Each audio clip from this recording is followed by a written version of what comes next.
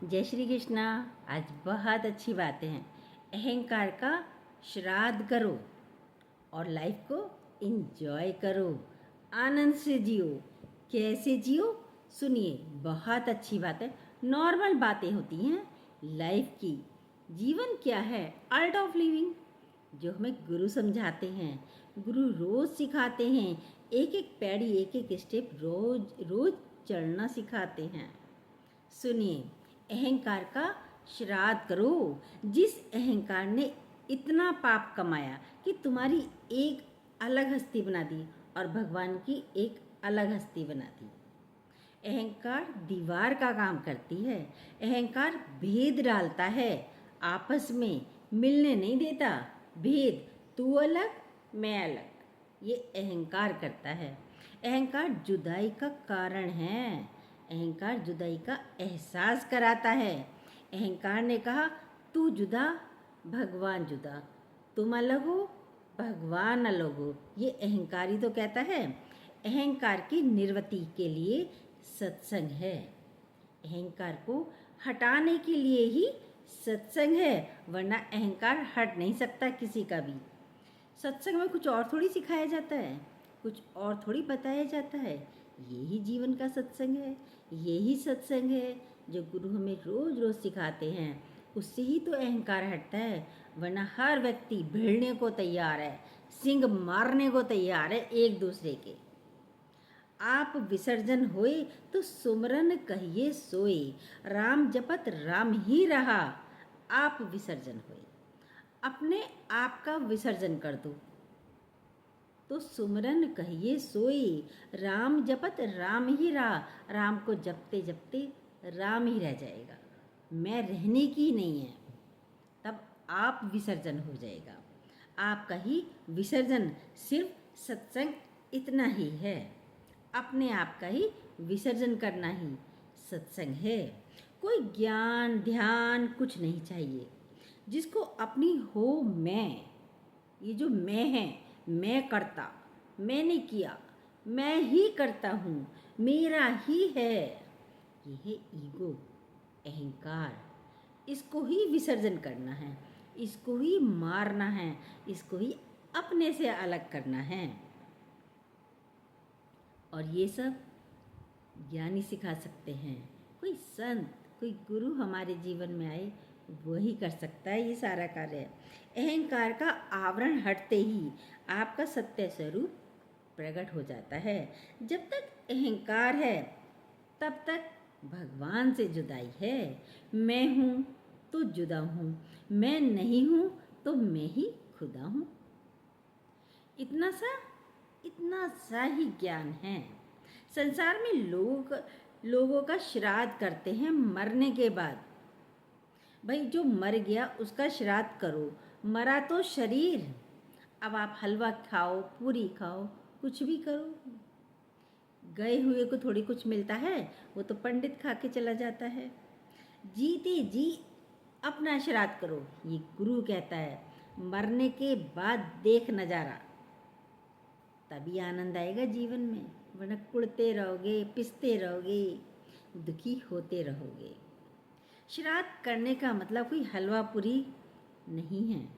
अपना श्राद्ध गुरु की वचनों से मनाओ, गुरु की वचनों से करो, गुरु की ज्ञान से करो, गुरु के वचन पर अपनी मैं को मिटा दो। यही सच्चा श्राद्ध है, और कुछ थोड़ी है। गुरु के वचन में श्रद्धा है तो हो में अपने आप चली जाएगी। यदि गुरु के वचनों में श्रद्धा है, विश्वास है, भक्ति है, तो मैं, हो में धीरज रोग है। हो में सबसे बड़ा रोग है। मैं कौन करती है? बकरी। तो बकरी का ही शीश काटा जाता है, इसलिए शीश नहीं कटाओ। शीश गुरु के चरणों में अर्पित कर दो। शीश क्या चरणों में अर्पित करना है? शीश को झुकाने का मतलब है अहंकार को झुका दो। यही है सच्चा ज्ञान। गुरु की आवश्यकता किसको पड़ती है? कोई सत्य के मार्ग पर चलना चाहे, सिर्फ उसे ही गुरु की आवश्यकता है। वरना दुनिया में तो बहुत हैं लोग, कोई गुरु के पास कोई नहीं जाता। अपने आप में चले चले जा रहे हैं, चले चले जा रहे हैं और गलत रास्ता पार करते हैं, मर जाते हैं, फिर से जन्म लेते हैं, फिर आते हैं। मुक्ति तो तभी मिलेगी जब गुरु की शरण में आओगे, तब तक मुक्ति मिलने की भी नहीं है। जब गुरु अपना जीवन में बनाओगे, गुरु की शरण में आओगे, तभी जीते जी की मुक्ति का आनंद लोगे। मरने के बाद किसने देखा क्या हुआ इस शरीर का?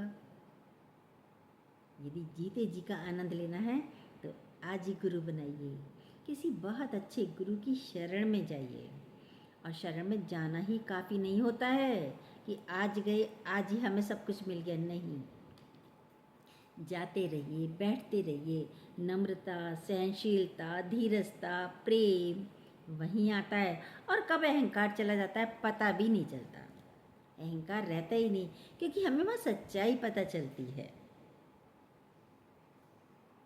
गुरु की आवश्यकता किसको पड़ती है? कोई सत्य के मार्ग पर चलना चाहे उसको।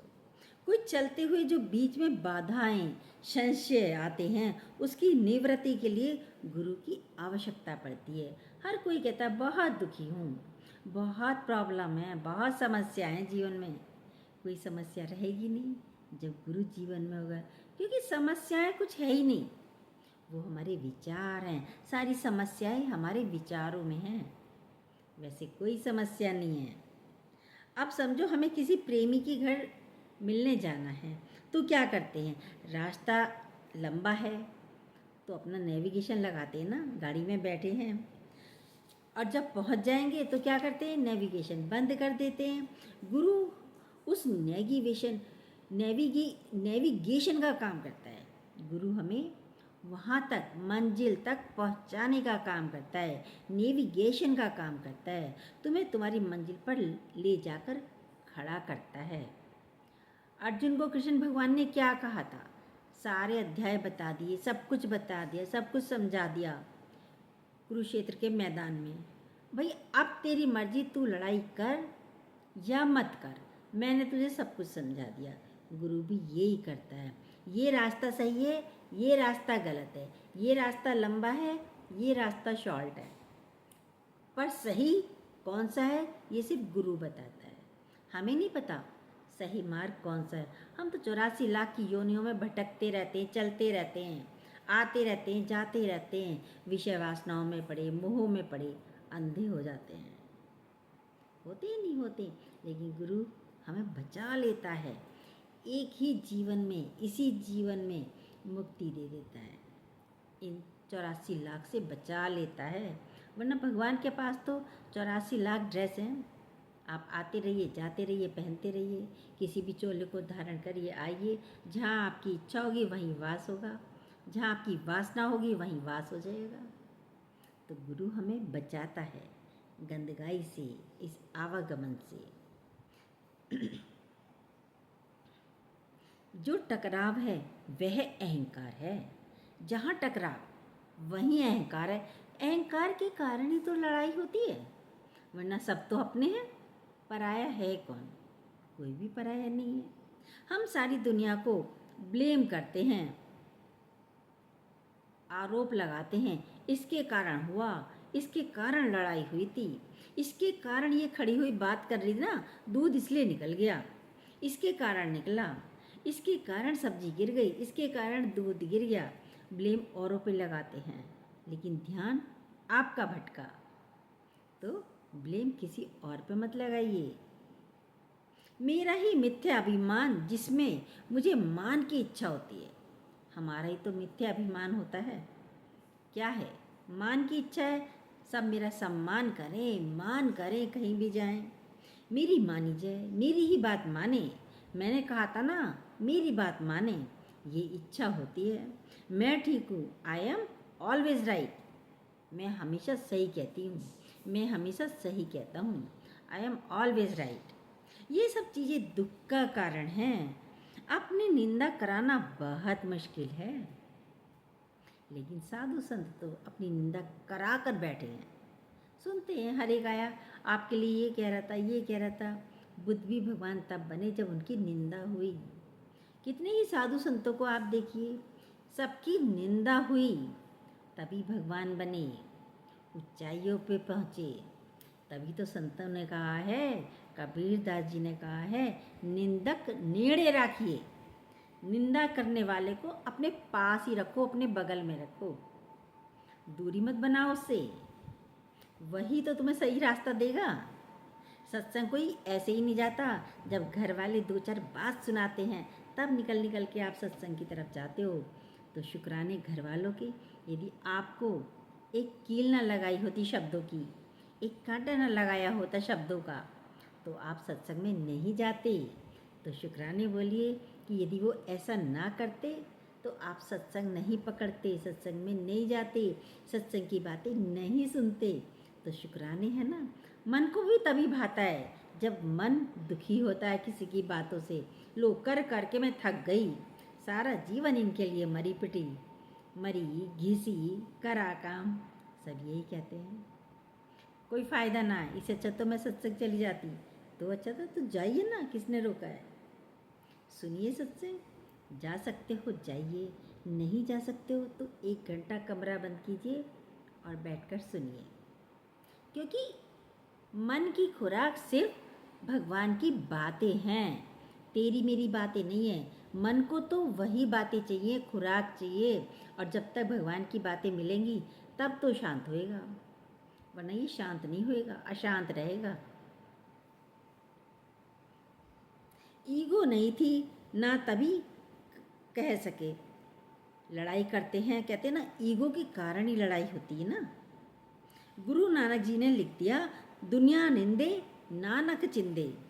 तभी लिखा ना, ईगो नहीं थी। ईगो नहीं थी ना, तभी कह सके वो, नानक निंदे दुनिया, दुनिया निंदे नानक चिंदे। अभाव को पकड़ते रहते हैं, कहीं अभाव हो जाए, कमी आ जाए, उसी को पकड़ लेंगे। लो मेरे पास बस इतना सही, अरे इसे तो पहनो, इसे तो खाओ, इतने में तो रहो, और हो जाएगा। पर नहीं, लड़ना है, भिड़ना है। इसलिए कभी ईगो का किसी के साथ रिलेशन नहीं हुआ, पटरी नहीं खाई। कैसे होता है, ईगो वाले का रिलेशन होता ही नहीं है। सबसे यूं रखता है ईगो वाला, कट। इससे भी लड़ लिया, उससे भी लड़ लिया, बैठ जाओ कमरे में अकेले। ये ईगो वालों की पहचान है। ईगो वाला हुआ कभी किसी का नहीं हो सकता। स्त्री शादी होकर आई, तन मन धन सब सौंप दिया, ईगो नहीं सौंपी। अगले ने अपना घर गृहस्थ सब सौंप दिया, लड़के ने भी अपना गृहस्थ भी, घर भी, रुपया पैसा भी सब सौंप दिया पत्नी को। पर उसने भी ईगो नहीं सौंपी, ईगो नहीं सौंप पाया। बस वही 2 तलवारें निकली रहती हैं, वही 2 तलवारें सारे दिन निकली रहती हैं, कभी इधर से तो कभी उधर से, कभी इधर से तो कभी उधर से। ईगो की तलवारें, क्योंकि ईगो हटाई नहीं। ईगो सांझ ही नहीं हो पाएगी। ईगो यदि ईगो वाला व्यक्ति कोई है तो एक दूसरे के साथ मिलकर रह नहीं सकता, मिल नहीं सकता। ईगो का रिश्ता ही नहीं जुड़ा आज तक किसी से, जुड़ा नहीं जुड़ा। आप देखिएगा, ईगो सरेंडर नहीं हो पाती। कभी ईगो ने अपना सरेंडर नहीं किया। और इंसान जब परेशान होता है, चिढ़ता है, या उसकी अपनी ईगो हर्ट होती है, तब ये ढूंढता है कि सामने वाले की ईगो पर कैसे प्रहार किया जाए, वार किया जाए। यदि चिढ़ गया कोई, अब सोचता है इसे कैसे हर्ट करूं। आप सभी देखते होंगे, घरेलू बातें हैं, लेकिन ये घरेलू बातें ही यदि समझ आए तो जीवन आसान हो जाता है, जीना आसान हो जाता है। छोटी छोटी बातें ही तो रिश्ते तोड़ती है, तलाक तक पहुंच जाते हैं व्यक्ति। तो ईगो हटाइए, रिश्ते जोड़िए, मनों को जोड़िए। अब लड़की क्या होता है, शादी होती है लड़की की, तो लड़कियां भोले भाव से आती हैं, आकर अपने पति को सारी बातें बता देती हैं अपनी मायके की। मेरे भैया ऐसे हैं, मेरे चाचा ऐसे हैं, मेरे मम्मी पापा ऐसे हैं, सारी बातें बता दी उसने। तो अब जिस दिन पति को गुस्सा आया, उसने भी कहा, हाँ मुझे पता है तेरे मम्मी पापा कैसे हैं, क्या किया है उसने, चाचा के साथ कैसा किया व्यवहार, भाई के साथ कैसा व्यवहार किया, मुझे पता है। तो वो भी ढूंढता है इसकी दुखती रख पे कहाँ हाथ रखूँ मैं, जब और चटके और इसको दर्द हो। लड़ाई में, गुस्से में क्या होता है, यही होता है। अब लड़का भी ऐसी होता है, लव मैरिज हो गई, अरेंज मैरिज हो गई, आजकल तो मोबाइल हो गई, अरेंज मैरिज भी हो तो अभी आप रिश्ता जुड़ते ही मोबाइल पे लगे रहते हैं दोनों, सारी A to Z घंटों बातें करते हैं। तो सारी बातें बताते हैं घर में, भाभी कैसी है, भैया कैसा है, और चाचा कैसे हैं, और मेरी मम्मी कैसी है, मेरे पापा कैसे हैं, ये कैसा व्यवहार किया था मेरे ताऊ ने, चाचा ने, या मेरे मामा ने कैसा व्यवहार किया था, उनके साथ मेरे मम्मी पापा ने क्या किया। सारी बातें वो लड़की को बता देता है शादी से पहले। वो भी अब शादी हो गई, रहती सहती हो गई, कुछ दिनों बाद उसको भी किसी बात पे वो गुस्सा आ गया, वो भी यही कहती है, हाँ मुझे पता है तुम्हारे माँ बाप ने क्या किया था, मुझे कहाँ समझेंगे, जब वो तुम्हारे भैया भाभी को ना समझा आज तक, तुम अपने भाई को ही ना समझी आज तक, वो भी उल्हाना देती है। आप देखिए घर घर में यही लड़ाई है, मेरे साथ कौन सा अच्छा व्यवहार करेंगे, बात कहाँ से कहाँ तक पहुँच जाती है। बातें छोटी छोटी बातें हैं, लड़ाई तक पहुँच जाती हैं, तलाक तक पहुँच जाते हैं, क्योंकि ईगो है ना, ईगो हटाओ तो रिश्ते बने, संबंध बने, बंधन और अच्छा बने। पर नहीं, ईगो हटाता नहीं कोई, मैं क्यों झुकूं। पुल पर से दो बकरियां आ रही थी, एक इधर से जा रही थी, एक इधर से बकरी जा रही थी। अब क्या करा, वो कहे तू हट, वो कहे तू हट। जब कोई हटने को तैयार ना हो, लहू लुहान हो गई लड़ लड़ के। थोड़ी देर में और एक बकरी जा रही थी, उसने क्या करा, वो बैठ के निकल गई, ले तू निकल जा, पहले मैं साइड से लग गई दीवार से, तू निकल जा, बात ही खत्म, लड़ाई खत्म। ले भाई तुझे निकल, गाड़ी वालों में क्या होता है, एक आ रही है सामने से गाड़ी, एक इधर से, तू हट तू हट तू हट। अब कोई भी नहीं हटोगे तो ट्रैफिक जाम होएगा, नहीं होएगा। अब एक को तो झुकना पड़ेगा, एक को तो पीछे हटना पड़ेगा, टाइम की भी बचत हो जाएगी। फिर एक हटा तो अब समय पर वो भी मंजिल पहुंच सकता है और वो भी मंजिल पर जा सकता है। देखिए लड़ने से तो कोई फ़ायदा नहीं है, जीवन खराब, रिश्ते खराब, संबंध खराब। तो लड़िए मत, ईगो को हटाइए। ईगो को हटाओगे तो रिश्ते बहुत अच्छे चलेंगे। आज घर घर में लड़ाई लगी पड़ी है, सिर्फ पति पत्नी में ही नहीं, और भी रिश्ते होते हैं, उन सभी में कोई समझता नहीं। पहले लोग लड़ते नहीं थे, पहले कहाँ तलाक होते थे।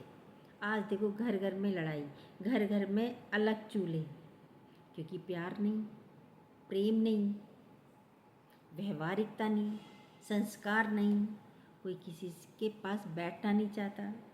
देखिए आप सब जानते हैं, समझाने की कोई ज़रूरत नहीं है। हर एक घर में, हर घर के पास में सब यही हुआ, हर घर घर में यही कहानी है।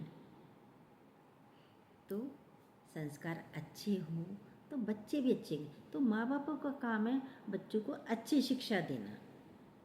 आप प्रेम करिए, आपको आपके बच्चे आपको देखेंगे तो वो आपसे सीखेंगे। आप धीरे बोलिए तो बच्चे आपको देखेंगे, तब वह आपसे सीखेंगे, तब वह भी धीरे बोलेंगे। डॉक्टरों के बच्चे देखिए कितने स्लो बोलते हैं, क्योंकि डॉक्टर खुद ही धीरे बोलते हैं। और कुछ लोग ऐसे होते हैं बहुत चीख कर बोलते हैं, उनकी टोन ऐसी होती है कि बराबर वाला सोचे कि शायद लड़ रहा है जबकि वो बोल रहा है। तो समझिए टोन है ऊंची, नीची करके बोलिए, उसमें प्रेम झलकता है, प्यार झलकता है। दुनिया में क्या होता है, सब लोग जो है आग लगाए बैठे हैं अपनी जान को। कैसे, कोई अच्छा कहे मुझे, कोई मुझे तो अच्छा कहे, लोग नहीं कहते तो खुद ही अपनी तारीफ करते हैं, तो खुद कहना पड़ता है मैं तो ये करता हूँ, मैंने ये किया है आज तक, मैंने ऐसा ऐसा अच्छा किया है काम। खुद की तारीफ, खुद के मुंह मियाँ मिट्ठू बनते हैं। एक व्यक्ति ने किसी से कहा, आप नहीं आओगे ना तो मैं घोड़ी पर नहीं चढ़ने का हूँ। भाई घोड़ी पर नहीं चढ़ेगा, अरे भैया तुम शादी करो। अरे नहीं, आप जब तक नहीं आओगे मैं घोड़ी पर नहीं चढ़ने का हूँ। चला गया कह के, भाई ठीक है। कह रहे भाई हमारा तो मुश्किल काम है। अब उसने क्या करा, कह रहे देखते हैं ये घोड़ी पर चढ़ता है या नहीं चढ़ता है। वो गया ही नहीं, कह रहे हम जा ही नहीं रहे, गया ही नहीं। घोड़ी पे कब तक नहीं चढ़ेगा बताइए आप। वो घोड़ी पे भी चढ़ा, अपनी दुल्हन भी लेके आया, सारे काम हुए। सॉरी। कौन किसके लिए रुकता है? सब अपनी सुख सुविधा देखते हैं, सब अपने सुख के लिए जीते हैं। तो ईगो को हटाइए, जीवन बहुत अच्छा है। अगर अखंड आनंद चाहिए तो संसार में बेपरवाही करनी पड़ेगी। अगर अखंड खंड खंड ना हो आनंद का तो संसार से बेपरवाही कर लो। ईगो को हटाइए और भगवान में लौ लगाइए, भगवान में मन लगाइए, भगवान की राह पर चलिए। कार्य सारे करने हैं। भगवान पे की राह पर चलने का मतलब कोई ये नहीं है कि आप बिजनेस करना बंद कर दें, शॉप पर जाना बंद कर दें, घर के कार्य करने बंद कर दें, बच्चों को पढ़ाना बंद कर दें। नहीं, हर कार्य को करते रहिए।